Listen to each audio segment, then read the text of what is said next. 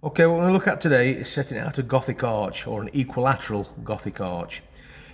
You might have seen these on churches when they curve in this fashion. Okay, and what's meant by an equilateral Gothic arch is the span is same as the rise.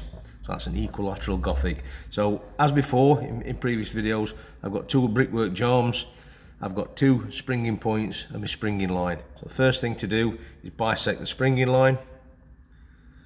So I'll set my compass greater than half, scribe two arcs, take it across to the other springing point, scribe two arcs, and then I join those two arcs together, and that's bisected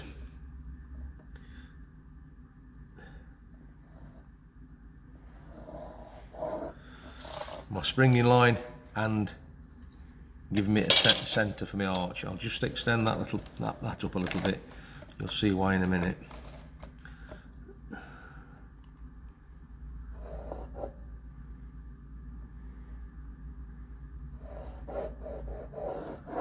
Okay, bring that a bit bolder. So, span is equal to the rise, and what I do this time, my striking point, I've got two striking points that match my springing points. Okay, and what I mean by that is, so for the equilateral Gothic, I'm going to put my point on the striking point, which is a springing point as well, and I'm going to take my pencil over to the springing point, and I'm going to draw an arc upward. I'm then going to reverse that. So I use the other springing point as a striking point, and I bring it to there. Okay, that gives me my equilateral Gothic. That's set out my intrados. I'm going to set out my extrados at a full brick, and that's how my extrados goes to the top. And then again, I'm just going to do the same from there, and that brings in the right hand side. And what you've got there is an equilateral Gothic.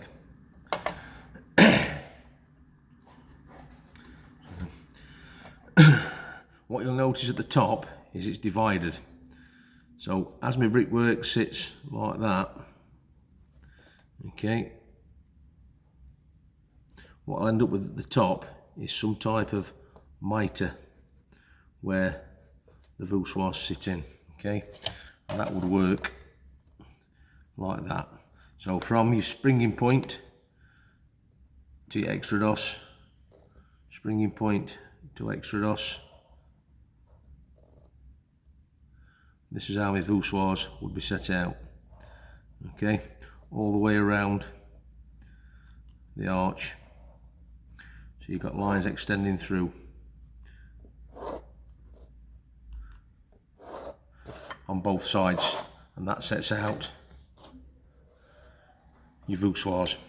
And again, this is like a semicircular arch. You're starting from a horizontal plane and working your way around, and then you'd have your mitre in the top, and the same on that side, and those cuts will be sent across there from your other springing point.